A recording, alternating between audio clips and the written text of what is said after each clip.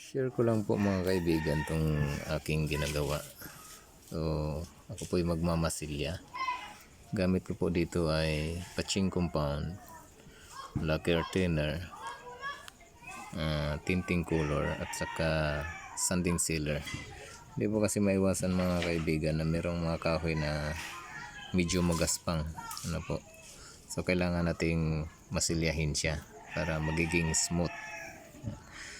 So ayan po, haluin natin. So dalawang kulay po yung ginamit kong tinting color, burnt sienna at saka yung red.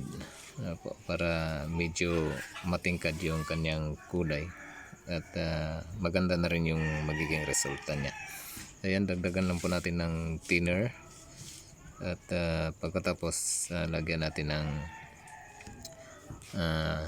sanding sealer yan para tumibay siya. Ano po? Yan, para matibay yung ating masilya. So pagkatapos niyan, ayan po, atin na pong ibubuhos yan sa misa nating ginawa. Dahil medyo magaspang siya, dahil merong mga grano ng kahoy na talagang medyo magaspang siya. So para smooth siya mga kaibigan, ganito yung ginagawa natin.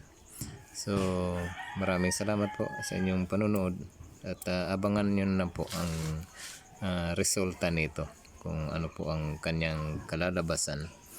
So kung nagustuhan niyo po ang ating video, paki-like and share na lang din po. Maraming salamat po sa panonood. God bless po sa ating lahat.